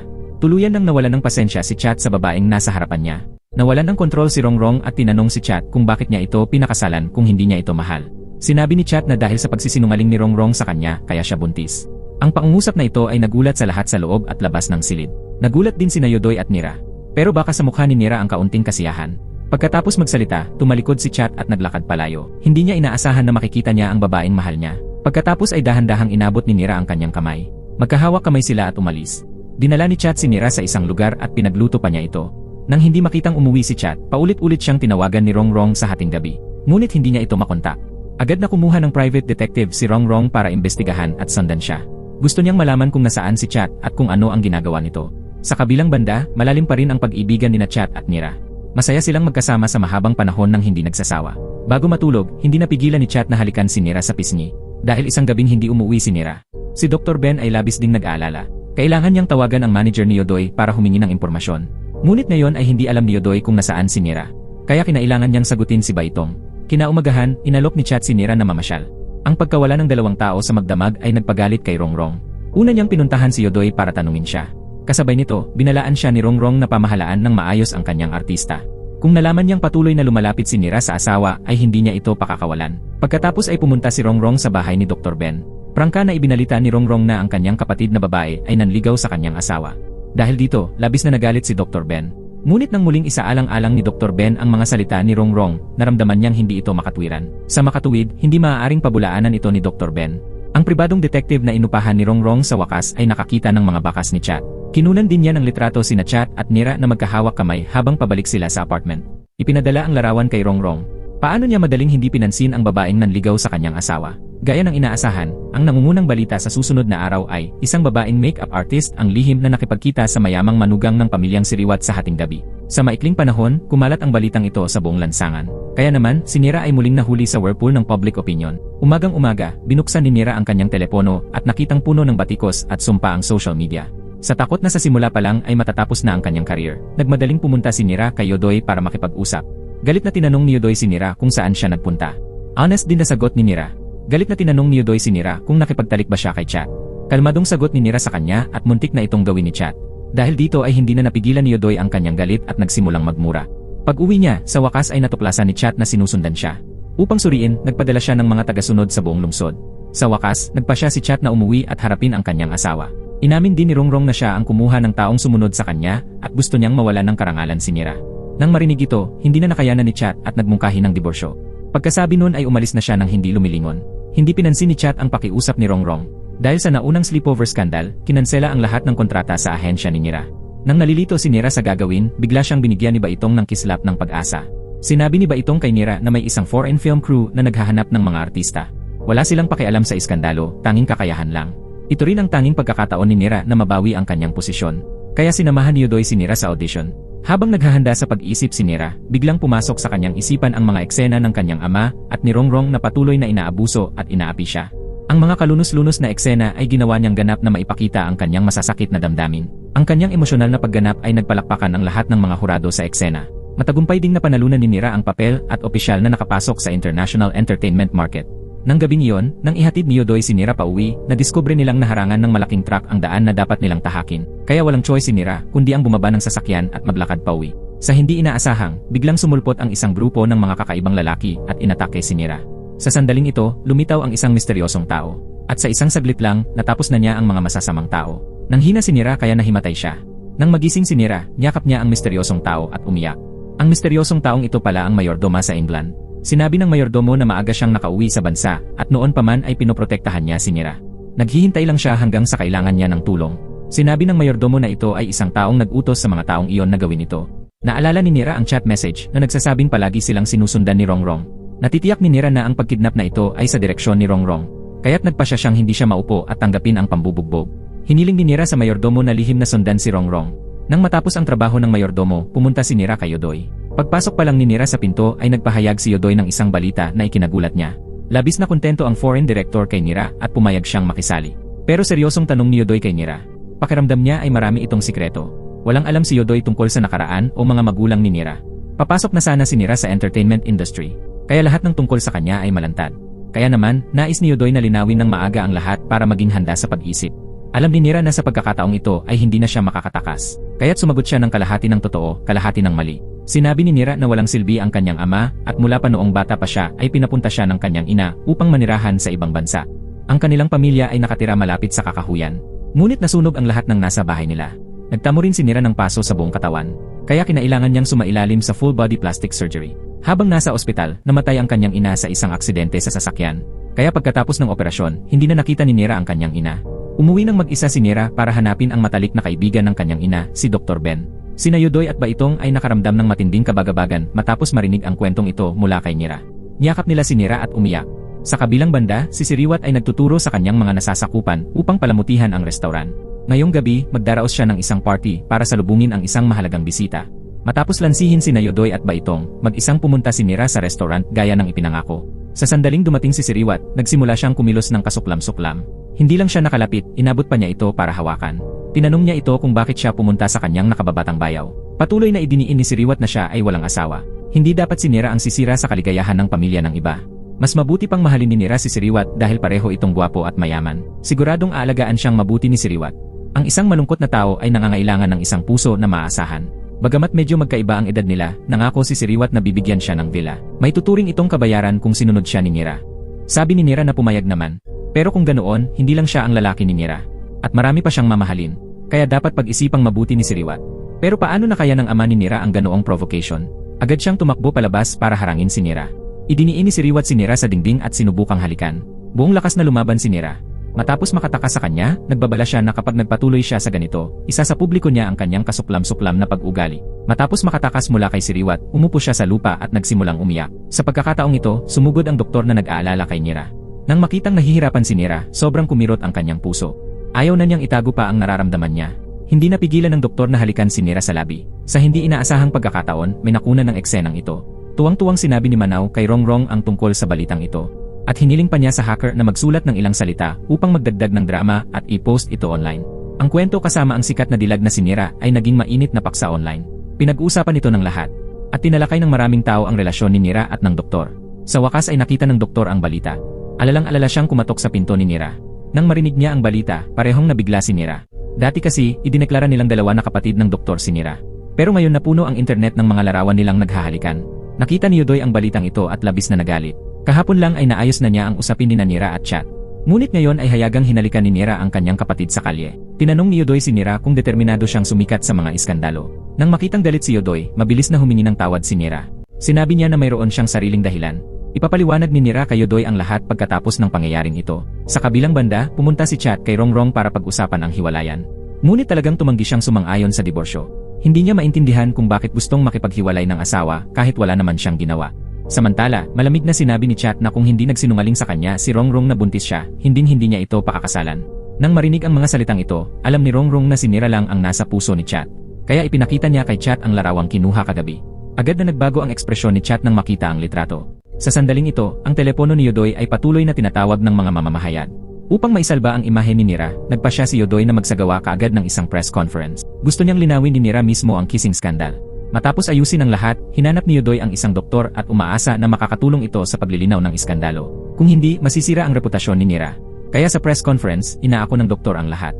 Idineklara niya na si Nira lang ang naging crush niya at wala silang relasyon gaya ng sinabi ng lahat. Binalaan din ang doktor ang kumuha ng litrato na kung patuloy na magpapakalat ng chismis ang taong iyon, makakatanggap siya ng liham mula sa isang abogado. Dahil dito, labis na nagpanik si Rongrong. Kaya dali-dali siyang nag-appointment para makipagkita kay Manaw para pag-usapan ang isang plano. Ngunit ang hindi alam ni Rongrong ay palihim na sinusundan siya ng mayordoma na si Gil. Habang nakaupo ang dalawa sa kotse at pinag-uusapan kung paano haharapin si Nira, palihim na kinuna ng butler ang kanilang plaka. Noong araw ng press conference, nang mag-group photo na, biglang sumulpot ang isang estranghero at may hawak siyang bouquet ng yellow roses. Nagulat ang lahat nang makita ito. Ngunit hindi naman natakot si Nira. Natural na tinanggap niya ang bouquet ng yellow roses na puno ng pamumuna. Dahil sa aksyon ni Nira, natuwa ang mga reporter na naroroon dahil hindi pinalad ang pagbibigay ng mga dilaw na bulaklak. Sa Thailand, ang dilaw ay may masamang kahulugan. Ito ay nagpapahiwatig na si Nira ay isang maluwag na tao at ang kanyang pribadong buhay ay hindi malinis. Ang maluwag na ugali ni Nira ay pinalakpakan ng mga reporter. Tinanong nila siya kung alam niya kung sino ang nagpadala ng mga dilaw na bulaklak. Nagkunwaring malungkot si Nira at sinabing hindi niya alam. Pero nakalagay sa card ang address ng flower shop. Kung may nakakaalam, dapat nilang ipaalam sa kanya. Ang pagkilos ni Nira ay mahusay na inilipat ang atensyon sa ibang lugar. Maging si Yodoy ay nag-alala noong una. Pero ngayon, patuloy niyang pinupuri si Nira. Pinapanood ni Rongrong ang kaganapang ito sa screen ng TV. Nasiyahan siya nang makitang tinanggap ni Nira ang mga dilaw na bulaklak. Naisip ni Rongrong na sa wakas ay tinulungan siya ni Manaw na matagumpay na makapaghiganti. Ngunit sa kabilang banda, naisip din ni Manaw na ang mga dilaw na bulaklak ay ipinadala ni Rongrong. Nagpadala ng mensahe si Manaw na pinupuri si Rongrong. Nang makita ni Rongrong ang mensahe, agad siyang natigilan at hindi maintindihan ang nangyayari. Samantala, may makahulugang ngiti sa labi si Nira. Kahapon pala ay sinundan ng kasambahay si Manaw at nadiskubreng may binisita si Manaw sa isang flower shop. Nalaman ito ni Nira at agad na nagkaroon ng ideya. Inutusan niya ang kasambahay na bumili ng anonymous na palumpon ng mga dilaw na bulaklak at ipadala ito sa pinangyarihan ng press conference. Ang mga dilaw na bulaklak pala na sumisimbolo sa kahihiyan ay gawa mismo ni Nira. Kalalabas lang ni Manaw sa flower shop at mag-isang pumunta sa banyo. Ngunit sa kasamaang palad, narinig niya ang boses ni Nira. Kaya nilock ni Manaw ang pinto. Akmang pagalitan niya si Nira tungkol sa mga dilaw na bulaklak. Ibinuka ni Manaw ang kanyang bibig para sarkastikong sabihin na si Nira at ang mga dilaw na bulaklak ay bagay na bagay. Noong una ay walang balak na pansinin ni Nira ang gulo ni Manaw. Ngunit nang lalabas na ng pinto si Nira ay pinigilan siya ni Manaw at sinampal. Hindi dapat madaig si Nira. Hindi nagdalawang isip si Nira na sampalin pabalik si Manong. Nang aalis na si Nira, hindi niya nakalimutang bigyan ng babala si Manaw na kung gusto niyang lumaban, lagi siyang handa. Pag-uwi ni Nira, nagsimula na siyang mag-impake ng mga gamit niya para maghanda sa paglipat. Natapos nang mag-impake si Nira at pumunta sa kwarto ng doktor. Gusto niyang magpaalam ng personal. Ngunit tumanggi ang doktor na buksan ang pinto. Dahil na rin siguro sa katatapos lang na pag-ibigan, hindi siya naglakas loob na harapin ito. Nakita ni Nira na hindi binuksan ng doktor ang pinto. Kaya tumayo siya sa labas ng pinto at nagpaalam sa kawawang doktor. Nagpasalamat si Nira sa doktor sa lahat ng ginawa nito para sa kanya. Tatalikod na sana siya at aalis. Nang tuluyang magkalakas ng loob ang doktor na buksan ang pinto, niyakap ng mahigpit ni Nira ang doktor. Sa puso niya, parang miyembro ng pamilya ang doktor. Hinimok din ng doktor si Nira na buong tapang na ituloy ang kanyang pangarap. Pagkatapos magpaalam, dinala ng katulong na si Baitong si Nira sa supermarket para bumili ng mga gamit para sa bagong bahay. Nang mapadaan sila sa estante ng mga sanitary napkin, pinaalalahanan ni Baitong si Nira na bumili ng ilan para sa stock. Gayunpaman, lalaki si Nira kaya wala siyang pangangailangan at walang alam tungkol sa mga produktong ito. Ngunit ayaw ni Nira na malaman ni Baitong ang totoo, kaya't kinailangan niyang bilhin ang mga ito ng basta-basta para maitago ang kanyang kahihiyan. Laking gulat ni Baitong nang makita niya ang dami ng mga sanitary napkin na maaaring gamitin hanggang sa menopause na si Nira. Pagdating ng dalawa sa bagong bahay, nagustuhan ni Baitong ang malaki at magandang bahay na ito. Kaya iminungkahi niya na manatili dito ng isang gabi para maranasan ito. Ngunit sa sandaling iyon, pumasok si Chat na may dalang bouquet ng sariwang bulaklak. Naintindihan naman ni Baitong at ipinahayag na ayaw niyang manatili rito para hadlangan ang damdamin ni Nira at Chat. Pagkaalis ni Baitong ay muling naging magiliw ang dalawa sa isa't isa. Nangako si Chat kay Nira na malapit na niyang hiwalayan si Rongrong para makasama niya ito ng hayagan. Nakita ni Chat na kulang sa kasangkapan ang bagong bahay ni Nira. Kaya iminungkahi niyang bumili ng malaki at malambot na kutson dahil ayaw ni Chat na matulog si Nira sa sahig kasama niya. Kinaumagahan, pumunta si Chat para bumili ng kutson para kay Nira. Ngunit pag-uwi niya sa gabi, nadatnan niyang hinaharas ng kanyang bayaw ang babaeng mahal niya. Nakita ni Siriwat si Chat na pinoprotektahan si Nira ng ganoon. Kaya galit siyang umalis pagkatapos magmura. Pagkaalis niya ay niyakap ni Nira si Chat at napaluha. Natakot si Chat na babalik si Siriwat para maghiganti kay Nira. Kaya gusto niyang tumawag ng pulis. Pero sinabi ni Nira na ayaw niyang gawing big deal ito dahil napakarami niyang scandals kamakailan. Kaya kinabukasan, kumuha si Chat ng isang tao para baguhin ang lock ng pinto. Sa kabilang banda, si Rongrong at ang mayamang babae ay umiinom ng afternoon tea. Aksidenteng nabanggit ng mayamang babae na nakita niya si Chat na bumibili ng kama kahapon. Nang marinig ito, labis na nagalit si Rongrong. Agad na pumunta si Rongrong sa kumpanya para hanapin si Chat. Gayunpaman, hindi mahanap ni Rongrong si Chat kahit saan. Wala siyang lugar para ilabas ang kanyang galit. Kaya pinuntahan niya ang empleyado para ilabas ito. Walang choice si Chat kundi bumalik sa kumpanya. Nang makita niyang pumasok si Chat, nagalit si Rongrong. Tinanong niya kung ilang lalaki ang kayang panindigan ang ganoong asawa. Gayunman, hindi na nakatiis si Chat. Kaya't inihagis niya ang kanyang salary card sa harap ni Rongrong at umalis. Nakita ni Rongrong si Chat na sinusubukang tumakas sa kanyang kontrol. At nagsimula na naman siyang magalit. Agad siyang pumunta sa kanyang makeup artist. Hiniling ni Rongrong na maghanap ng isang profesional na detective upang masusing imbestigahan ang nakaraan ni Nira. Gayunpaman, ang isang mahalagang kondisyon ay ang detective ay hindi maaaring magbunyag ng anumang impormasyon. Isang araw, pumayag si Nira na lumahok sa isang business event na siyang opening ceremony ng isang hotel para sa isang real estate tycoon. Ngunit nang makarating silang tatlo sa pinangyarihan ng kaganapan, sinabihan ni Yodoy at Baitong si Nira na pumasok ng mag-isa. Naisip ni Nira na ito ang tuntunin ng kaganapan. Kaya kahit na may kakaiba siyang nararamdaman, hindi na siya nagsalita pa. Dahan-dahang pumasok si Nira. Gayunpaman, nang makita ni Nira ang katulong ni Manaw na masayang pumasok, labis siyang nagulat. Pagkapasok niya sa pinto ay nakasalubong ni Nira sina Siriwat at Rongrong. Nakita ng host ng event si Nira na mag-isa na dumarating at nagtanong. Litong-lito si Nira sa mga oras na ito. Pinaalalahanan siya ni Siriwat sa gilid na si Yodoy ang manager ni Nira. Naunawaan kaagad ng host ng kaganapan ang problema, ngunit hindi ito nagsalita. Tahimik lang siyang nagpadala ng babaeng empleyado para pagsilbihan si Nira. Hanggang sa dumating si Manaw para asarin siya ay alam ni Nira ang totoong dahilan. Ipinagbawal pala ng hotel na ito ang mga taong nasa ikatlong kasarian na pumasok. Dahil parehong third gender sina Yodoy at Baitong, hindi sila nakadalo sa party. Sinabi ni Manaw na ang mga taong nasa ikatlong kasarian ay likas na mababa at hindi karapat-dapat na manindigan sa mga tao rito. Nang marinig ang mga salita ni Manaw, nilingon ni Nira ang mga taong tinatawag ang kanilang sarili na mga maharlika. Pakiramdam niya ay wala silang pinagkaiba sa mga aso. Pagkatapos ay tumalikod si Nira upang makita sina Yodoy at Baitong na kumakaway sa kanya. Sumakit ang puso niya. Sa oras na ito, dumating din si Rongrong at Siriwat para kumuha ng litrato. Walang kahihiyang inilagay ni Siriwat ang kamay sa balikat ni Nira. Hindi na nakatiis si Nira. Galit na iniwan niya ang kaganapan bago ito natapos. Agad namang kinansela ni Nira ang kontrata sa organizer. Lumabas si Nira ng hotel sa ilalim ng mga mata ng lahat. Umiyak si Nira at sinisi si Yodoy dahil hindi niya sinabi ang totoo. Gayunpaman, hindi nais ni Yodoy na maging hadlang sa landas ni Nira sa tabumpay. Kaya naman tumahimik na lang siya. Akala ni Nira ay working team sila at wala silang pinagkaiba sa isang pamilya. Kung hindi sila iginagalang sa isang lugar, hindi na nila kailangang kunin ang trabahong iyon. Sinabi rin ni Nira kay Yodoy na ibalik ang lahat ng pera mula sa kaganapan.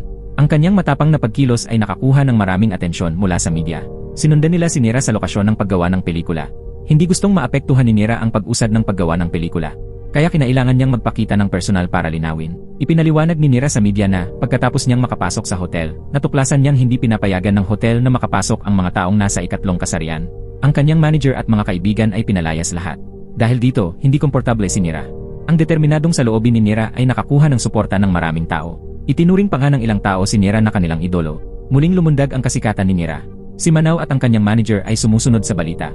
Nagsalita ang manager ng isang pangungusap na nakakuha ng atensyon ni Manaw. May mga pagdududa sa isip ni Manaw. Napagtanto niya na tila may espesyal na damdamin si Nira para sa mga taong nasa ikatlong kasarian. Ipinagpalagay ni Manaw na dapat mayroong ikatlong kasarian sa pamilya ni Nira. Kaya mabilis niyang nakipag-ugnayan kay Rongrong. Nais ni Manaw na patuloy na maghukay ng impormasyon tungkol sa pinagmulan at nakaraan ni Nira. Sa kabilang banda, hawak ni Siriwat ang kontrata na pinirmahan ni Chat sa kumpanya at binantaan si Chat. Kung hindi bumalik sa trabaho si Chat at igiit na hiwalayan si Rongrong, ibibigay ni Siriwat ang mga larawan sa briefcase sa press. Sa oras na yon, masisira ang reputasyon ni Nira. Sa harap ng mga pananakot ni Siriwat, nakaramdam ng galit ngunit walang magawa si Chat. Upang labanan si Siriwat, nagpakita si Chat sa bachelor party noong gabing iyon. Sa harap ng mga katanungan ng reporter, buong tapang na ipinahayag ni Chat na siya at si Rongrong ay kasalukuyang nabubuhay sa kani-kanilang buhay. Hindi sila nakikialam sa isa't isa. Ang pagkilos na ito ay nagpagalit kay Rongrong sa harap ng screen ng TV. Dahil sa mga pahayag ni Nira na sumusuporta sa third gender community, nakatanggap siya ng maraming papuri online. Masayang-masaya rin si Yodoy at sinabi niya kay Nira na bibigyan niya ang sarili ng isang masayang bakasyon ngayong gabi. Pero curious na curious si Nira kung saan pupunta si Yodoy. Alam ni Nira na pupunta sila sa isang espesyal na bar sa gabing iyon. Kaya sabay silang tatlo na pumunta sa bar. Dahil si Nira ay isang sikat na bituin na nagtataguyod para sa mga tao sa LGBT community, mainit siyang tinanggap ng may-ari.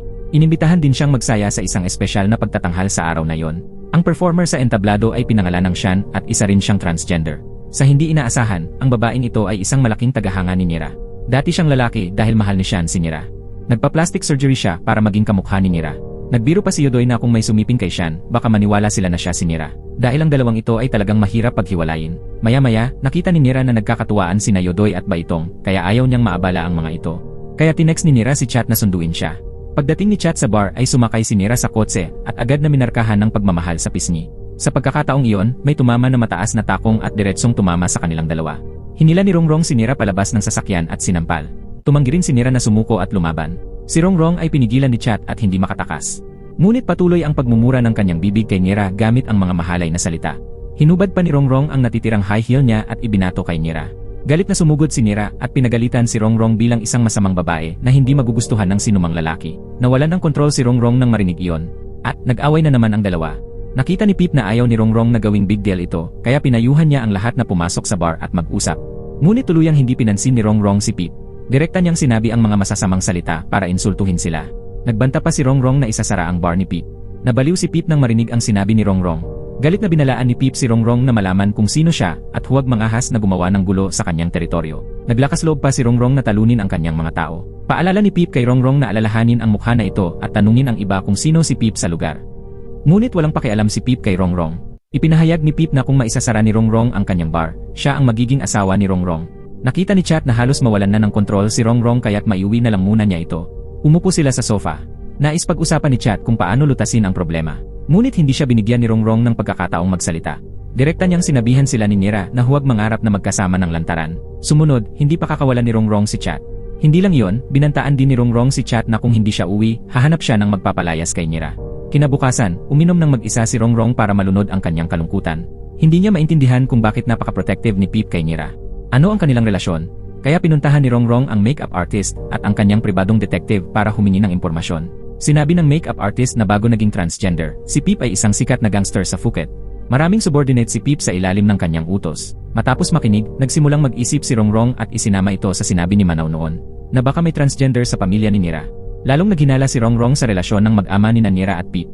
Ipinahayag niya na handa siyang gumastos ng malaking pera para imbestigahan ang bagay na ito. Kaya't nagsimulang magbantay ang detective at palihim na kumuha ng litrato sa harap ng apartment ni Nira. Kasabay nito, ginamit niya ang pera para suhulan ang mga tauhan ng paglilinis ng gusali. Hiniling sa kanila ng detective na kolektahin ang mga basura sa bahay ni Nira. Sa kabilang banda, nagmamaneho si Chat sa kalsada. Naisip niya ang babala ng kanyang bayaw sa umaga at ang ugali ni Rongrong. Hindi napigilan ni Chat ang makaramdam ng takot kaya pumunta siya sa apartment ni Nira. Iminungkahi niya na pansamantala silang maghiwalay. Ayaw ni Chat na masaktan si Nira dahil sa kanya pero tumanggi siya. Sinabi niya na handa siyang tanggapin ito para sa kanya. Walang kinatatakutan si Nira kapag kasama niya si Chat. Naisip niyang dahilan lang ito para makipaghiwalay ito sa kanya. Pagkasabi nun ay tumalikod na si Nira at umalis nang hindi lumilingon. Pagkatapos makipaghiwalay, sinundan ni Nira sina Yodoy at Baitong sa bar. Uminom siya hanggang sa malasing siya. Nagmamadaling ibinalik ni Baitong si Nira sa apartment, ngunit hindi pa rin maitago ang lungkot. Kaya hindi alam ni Baitong ang gagawin. Tinawagan ni Baitong si Yodoy para humanap ng paraan para mahawakan ito. Sa huli, kailangan niyang tawagan si Dr. Ben. Hindi nagtagal dumating si Dr. Ben. Tahimik siyang nanatili sa tabi ni Nira hanggang kinaumagahan, ngunit hindi nila inaasahan na ang bawat kilos ni Nira ay binabantayan at binabantayan ng iba. Gumamit ng pera ang lalaking ito para suhulan ang mga tauhan ng paglilinis ng gusali para ibigay sa kanya ang mga basura sa bahay ni Nira. Sa basurahan, nakita niya ang ilang bukas na sanitary napkin na hindi pa nagagamit. Mayroon ding ilang pampadulas at ilang babaeng hormone stimulant. Naisip agad ni Rongrong na buntis si Nira.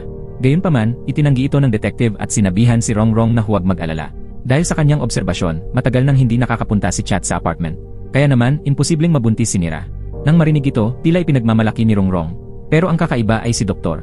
Nanatili si Ben sa apartment ni Nira magdamag. Hindi sila sabay na umalis hanggang kinaumagahan. Matapos matanggap ang larawang ito, nagmamadaling pumunta si Rongrong kay Manaw. Nais niyang hilingin sa hacker ni Manaw na patuloy na pagsamantalahan ang kapaki-pakinabang na impormasyon. Nang gabing iyon, pagkatapos mag-isip ng isang araw, pinuntahan ni Chat si Nira. Ipinahayag ni Chat na ayaw niyang talikuran ang kanilang relasyon. Gusto niyang tumakas kasama si Nira sa lugar na walang nakakakilala sa kanila. Labis na naantig si Nira sa mga salitang ito, ngunit nag-alinlangan siya. Sinabi ni Nira kay Chat na may importante siyang gagawin. Kapag natapos siya, aalis si Nira kasama siya. Pumayag naman si Chat. Pareho silang nangako ng magandang kinabukasan na hindi pa alam na hindi pa tapos ang trahedya. Dahil ang lahat ng paghihirap na ito ay dulot ng ama ni Nira, kailangan nilang linisin ang mga bagay minsan at para sa lahat. Tinawagan ni Nira si Siriwat. Nagkaayos silang dalawa na magkita sa isang restaurant.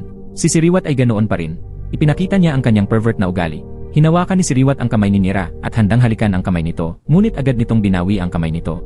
Sinimulan niya ang pag-uusap at dumiretso sa punto. Hiniling ni Nira na makipag-deal sa kanila. Hanggat hindi nakikialam si Siriwat sa kanilang negosyo, tinanong ni Nira si Siriwat kung ano ang kailangan niya.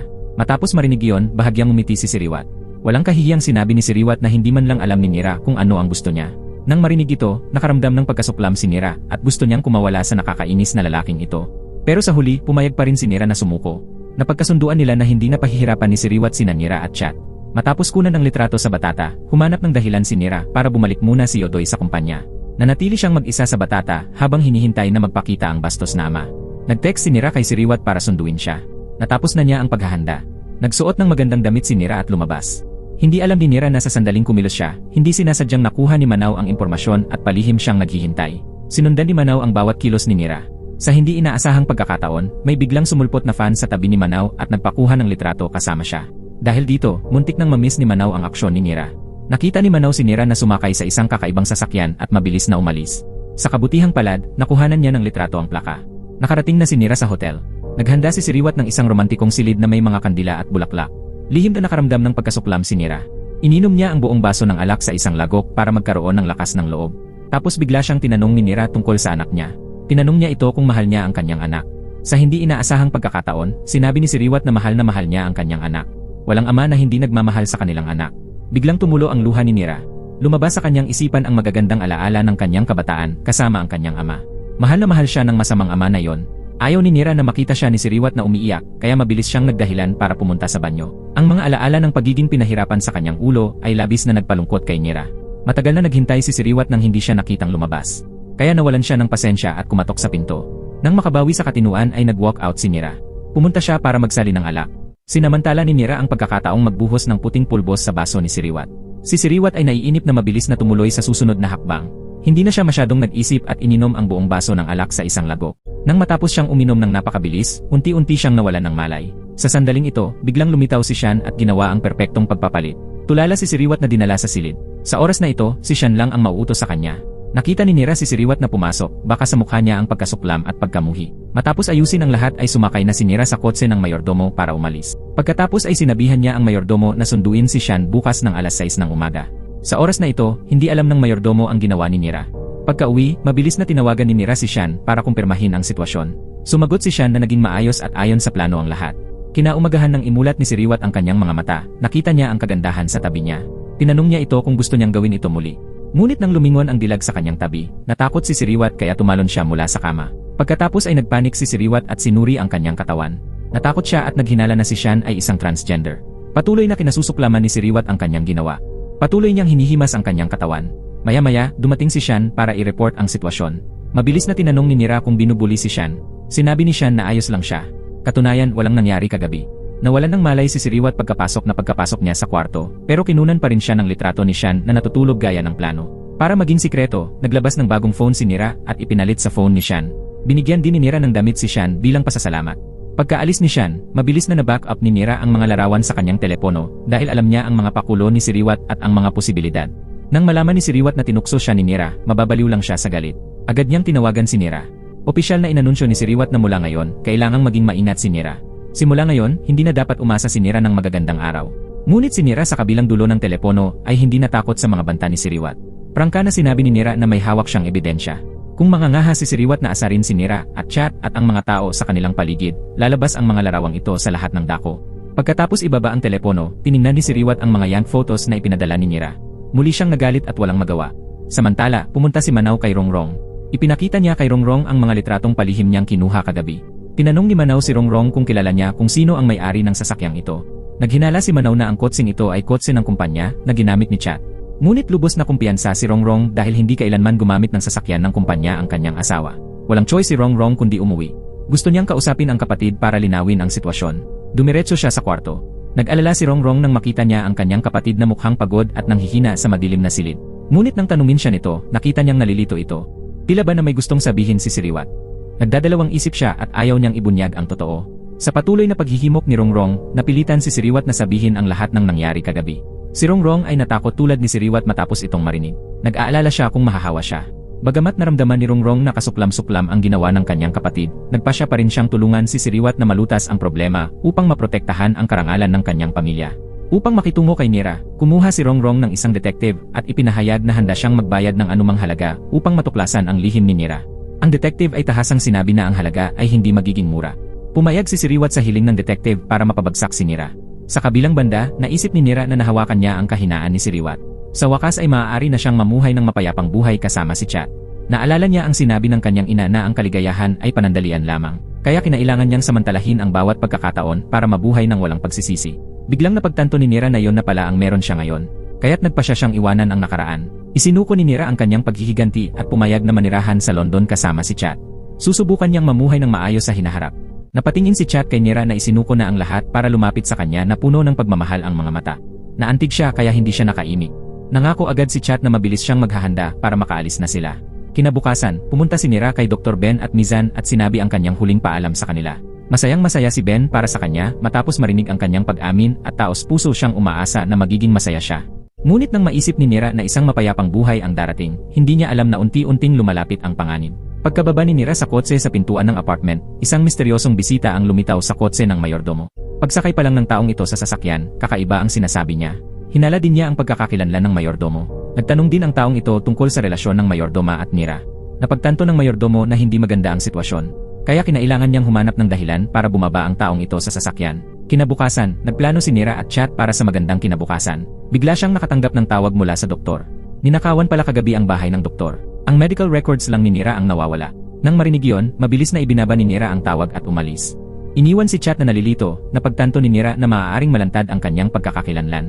Kaya pumunta siya sa kasambahay para humingi ng tulong. Sumugod din ang kasambahay matapos marinig ang balita. Matapos maglibot sa bahay ang kasambahay upang pagmasdan ang natitirang mga palatandaan, kinumpirma niya na ang bagay na ito ay tiyak na hindi simple. Hindi mahirap hulaan na ang bagay na ito ay talagang nakatutok kay Nira. Samantala, masinsinang pinag-aralan ng detective ang mga dokumentong ninakaw sa lugar ng doktor. Sa pagtingin sa impormasyon dito, nagpakita siya ng kakaibang ngiti. Kaya dinala niya ang mga dokumento kay Siriwat. Kumpiyansa ang detective na nag-alok ng presyong 3 milyong baht. Tila nag-alinlangan si Siriwat matapos itong marinig, ngunit ibinunyag ng detective ang sikreto na maaaring buhay pa ang anak ni Siriwat. Laking gulat ni Siriwat nang marinig niya ito at idinilat ang kanyang mga mata. Tahimik na sinabi ng detective na ang 3 milyong baht na ito ang magiging pinakamahalagang pera na nagastos ni Siriwat sa kanyang buhay. Para paniwalaan siya ni Siriwat, kinuha rin ng detective ang larawan ng isang gwapong binata. Sinabi ng detective na ang taong ito ay anak ni Siriwat. Kung handang magbayad si Siriwat, makakakuha siya ng karagdagang impormasyon. Matapos ang insidente sa bahay ni Dr. Ben kaninang umaga, natuklasan ng kasambahay na naging seryoso ang sitwasyon. Batay sa sitwasyong ito, malamang na nasa panganib si Nira. Hiniling ng kasambahay kay Nira na sabihin sa kanya ang kanyang ginawa. Kasabay nito, nais niyang malaman kung may kinalaman ba ang bagay na ito sa insidente kung saan dinala niya ang kaibigan ni Nira sa hotel noong isang araw. Hindi na ito naitago ni Nira. Nasabi lang niya ang totoo. Kasabay nito, ipinahayag din niya ang kanyang intensyon na pumunta sa England upang manirahan ng magkasama. Umuwi si Chat at kinuha ang lahat ng kanyang mga gamit sa kabila ng pagtutol ni Rongrong. Alam niyang desidido na talaga si Chat sa pagkakataong ito. Nakita ni Rongrong na hindi niya mapigilan si Chat, kaya umiyak siya at hinanap ang kanyang kapatid para humingi ng tulong. Ngunit si Siriwat ay nag-iisip din tungkol sa maraming bagay sa sandaling ito. Walang isip si Siriwat na harapin ang usapin ng kanyang kapatid, kaya pinaalalahanan na lang niya si Rongrong na huwag galawin si Nira. Hiniling ni Siriwat kay Rongrong na tumigil sa pag-iyak at bumalik ngayon. Naisip ni Rongrong na ang kanyang kapatid ay labis na nahuhulog sa babaeng iyon, kaya hindi niya ito pinansin. Masakit niyang sinabi na ayaw na niyang makipag-usap sa kapatid at umalis. Naalala tuloy ni Siriwat na hanapin si Dr. Ben, gusto niyang malaman kung nagpatingin sa doktor ang kanyang anak. Sinabi ni Dr. Ben kay Siriwat na nabalitaan mong namatay na ang iyong anak. Tinanong ni Siriwat kung binalak ng kanyang dating asawa na itago ang kanyang anak. Hindi na iwasang sabihin ni Ben na iniwan siya ng anak ni Siriwat noong araw na sinampal niya ang kanyang anak sa mukha. Nang marinig ito, bumagsak si Siriwat. Pero nangyari ang lahat. Tulad ng pag-aalala ng mayordomo, ang detective ay mabilis na naghanda ng tiket sa eroplano papuntang England. Nang dumating ang mayordomo, huli na siya ng isang hakbang. Sumakay na ng taxi ang detective papuntang airport. Sa madilim at mahangin na gabi, palihim na pinasok ng detective ang bahay ni Nira sa London. Kumuha siya ng flashlight at pumuslit sa itaas. Binuksan ng detective ang pinto ng kabinet at nakita ang medical records ni Nira kasama ang impormasyon tungkol sa kanya. Nang aalis na ang detective dala ang mga bagay na kanyang nakolekta, biglang sumulpot ang mayordomo at pinigilan siya mula sa likuran. Para protektahan ang mga dokumento ni Nira, ginamit ng mayordomo ang lahat ng kanyang lakas para yakapin ang detective at tumalon sa pool. Nagpatuloy ang dalawa sa pagpupumigla sa ilalim ng tubig. Ngunit mas mahina ang mayordomo, kaya kalaunan ay nasakal siya ng detective at inilubog sa tubig. Pagkaraan ng ilang sandali ay nawala ng lakas ang mayordomo at dahan-dahan itong lumubog sa ilalim ng pool. Sa mga huling sandali ng kanyang buhay, nananatili pa rin sa kanyang isipan ang imahe ni Nira at ang magagandang alaala. Buong buhay niya ay inialay niya kay Nira at sa kanyang ina. Labis ang pagsisisi ng mayordomo na hindi siya makakatabi ni Nira hanggang sa huli. Tuluyan nang namatay ang mayordomo sa malamig na pool. Samantalang si Nira naman ay tila masama ang pakiramdam. Aksidente siyang nadapa sa sahig. Mabilis na tumayo si Nira at patuloy na tinatawag ang mayordomo, ngunit hindi niya alam na hindi na makakasagot pa ang kabilang linya ng telepono. Sa sandaling ito, dumating si Chat upang sabihin kay Nira na tapos na siya sa paghahanda at ibinigay sa kanya ang tiket sa eroplano na nabook ng maaga. Masayang yakap ni Nira si Chat ng mahigpit. Malapit nang magkatotoo ang matagal na niyang pinapangarap. Sa kabilang banda, nakabalik na sa bansa ang detective at nagmamadaling gumawa ng appointment para makipagkita kay Siriwat. Dahil sa kahalagahan ng impormasyon sa dokumento, humingi siya ng karagdagang 2 milyong baht. Upang makuha ang impormasyong ito, halos mawalan ng buhay ang detective. Pagkaraan ng ilang sandali, nagpasya si Siriwat na bilhin ang dokumento sa mataas na presyo. Tiningnan niya ang pangalan sa certificate. Masama ang pakiramdam niya. Binuksan ni Siriwat ang bawat larawan ng plastic surgery ng kanyang anak. Unti-unti siyang bumagsak. Naalala tuloy ni Siriwat ang childhood image ni Nira. Ang anak ni Siriwat ay hindi namatay sa aksidente, ngunit palaging nasa tabi niya. Sa wakas, hindi kinaya ni Siriwat ang malupit na katotohanan at bumagsak sa lupa. Sa bandang ito, pumunta si Nira sa opisina para magpaalam kina Yodoy at Baitong. Ipinahayag ni Nira na hindi pa siya nagkaroon ng maraming tao sa tabi niya. Binigyan nila siya ng pakiramdam ng init na parang pamilya. Nagyakapan silang tatlo at umiyak. Nagpahayag ng panghihinayang ang dalawa sa pag-alis ni Nira. Sinabi rin nila na kapag bumalik si Nira ay mainit nila siyang tatanggapin ng buong puso. Sinabi rin ni Siriwat sa kanyang nakababatang kapatid na babae ang balita sa oras na ito. Nagulat din si Rongrong nang marinig ang balita. Hindi niya inaasahan na ang babaeng nagnakaw sa kanyang asawa at gusto niyang ibukod ay pamangkin niya. Bago pa umalma si Rongrong, dumating muli ang detective. Sa oras na ito, may dala siyang mahahalagang dokumento. Nais malaman ng detective kung kailangan ni Siriwat ang mga dokumento dahil kailangan niyang ipagsapalaran ang kanyang buhay para makuha ang mga ito. Kaya kung gusto ni Siriwat na pagmamay-ari ang mga ito, kailangan niyang magbayad ng malaking halaga ng pera. Kung hindi, susunugin ng detective ang mga ito sa harap nilang dalawa. Sinabi ni Siriwat kay Rongrong na magpadala ng isang tao na sumunod sa detective upang makuha ang natitirang mga dokumento. Kasabay nito, kailangan nilang tiyakin na ang detective ay hindi nagtatago ng anumang mga kopya. Nang sila na lang, binuksan ni Siriwat ang mga dokumentong nabili niya sa mataas na presyo. Sa loob ay may sulat. Ito ang mga salita na isinulat ng asawa kay Siriwat. Ngunit bago niya ito maipadala, na aksidente siya sa trapiko at namatay. Ang nilalaman ng liham ay nagpahayag ng pagdurusa ng asawa para kay Siriwat. Binigyang diin niya na ang kanilang anak ay nagtiis ng matinding sakit upang maging ang taong gusto niya. Nakalakip sa sulat ang mga larawan ng kanilang anak bago at pagkatapos ng operasyon. Matapos basahin ang liham, naalala ni Siriwat ang mga alaala ng nakaraan. Siya ay naging lubhang miserable. Samantala, isang subordinate ng detective, dahil sa kasakiman, ang nagnakaw ng mga larawan mula sa plastic surgery ni Nira. Mga record. Ibinenta niya ang mga ito sa isang hacker na nagtatrabaho sa Manau. Sapat na ang balitang ito para ibenta sila ng nasasakupan sa mataas na presyo. At hindi maaaring baliwalain ni Manau ang gayong nakagigimbal na balita. Agad niyang tinanong ang hacker na mag-post ng balita online. Lumabas sa balita na ikinagulat ng isang aktres ang buong entertainment industry dahil sa kanyang gender reassignment surgery. Naisip ng hacker na medyo malupit na gawin ito. Ngunit determinado si Manau na gawin ito. Bumalik si Rongrong dala ang natitirang mga dokumento. Nag-ipon ng lakas ng loob si Siriwat para buksan ang bag ng dokumento. Nasa loob ang mga larawan. Pinagsama-sama ni Siriwat ang mga larawang ito. Pinagsama niya ang mga ito sa bawat yugto ng operasyon. Naniniwala na sila ngayon na si Nira ay anak ni Siriwat. Hindi na niya napigilan ang kanyang mga luha. Si Rongrong, na nasa gilid, ay labis ding nagulat. Sinubukan niyang pakalmahin at aliwin ang kapatid. Nag-viral sa internet ang mga larawan ng transgender ni Nira. At ang mga tao sa internet ay hindi makapaniwala sa kanilang mga mata. Nang makita ni Nira ang impormasyon online, siya ay ganap na natigilan. Hindi makapaniwala si Nira na nalantad ang kanyang sikreto. Nanginginig si Nira. Walang tigil na nanginginig ang baso ng kape sa kamay niya. Para pakalmahin ang sarili, sinadya niyang magbuhos ng kape sa mukha. Nakayapak na naglakad si Nira sa basag na salamin. Hinayaan niyang masugatan ng salamin ang paa niya pero wala siyang naramdamang sakit. Biglang nawalan ng balanse si Nira at bumagsak sa sahig. Walang tigil na pag-iyak, isinumpa ni Nira ang kawalang katarungan ng buhay at ng mundo. Sa kabilang banda, ang iba ay nagtataka kung bakit na-post ang mga larawan sa online. Nang bumalik si Chat ay sinuntok si Siriwat ng masakit. Nakiusap sina Siriwat at Rongrong kay Chat na kumalma. Pagkatapos ay ibinigay ni Siriwat kay Chat ang mga dokumentong iyon. Tiningnan ni Chat ang bawat larawan at hindi makapaniwala sa kanyang mga mata. Tapos tumakbo mag-isa si Chat sa kwarto at umiyak. Samantala, binubuhos ni Nira ang bawat pakete ng gamot sa inihandang ice cream bowl. Pagkatapos ay sinabi niya sa kanyang sarili at itinaas ang kanyang baso upang mag-toast sa kanyang pangarap na buhay. Nagsimula siyang kumain ng ice cream isa-isa. Makikitang hindi na malinaw ang isipan ni Nira sa mga oras na ito. Kaya naman siya naging baliw na anyo. Si Dr. Ben sa panig na ito ay nakakita rin ng balita sa TV. Nag-aalala siya sa kaligtasan ni Nira. Kumatok si Dr. Ben sa pintuan ni Chat at hiniling kay Chat na ibigay sa kanya ang address kung nasaan si Nira. Nag-alok si Chat na sumama sa doktor para kumbinsihin si Nira. Si Siriwat ay nasa matinding sakit sa oras na ito. Lumuhod siya at niyakap ang mga binti ni Dr. Ben. Pinagsisihan ni Siriwat ang kanyang mga kasalanan. Nakiusap siya sa doktor na iligtas ang kanyang anak. Ang doktor ay tumingin kay Siriwat sa isang nakakaawang paraan. Sa wakas, pumayag siyang sumunod si Siriwat. Sa oras na ito, si Nira ay naglalagay ng make-up upang maging maganda ang kanyang sarili. Nais niyang umalis sa napakarilag na paraan. Pero kahit anong pilit ni Nira ay patuloy pa rin ang pagpatak ng luha sa kanyang mukha. Ngunit nang lumingon si Nira, nakita niyang nakatayo sa likuran niya si Chat. Naging malumanay agad si Nira. Tinanong ni Nira si Chat na nandito siya para sunduin siya. Sinabihan ni Nira si Chat na hintayin siya sandali. Malapit na siyang matapos. Dahan-dahang lumapit sa kanya si Chat at sinabing napakaganda na niya. Ngunit biglang kumuha ng maliit na kutsilyo si Nira. Nag-aalala si Chat na may gagawin siyang katangahan. Kaya sininyasan niya ang doktor sa labas ng pinto na mabilis na pumasok.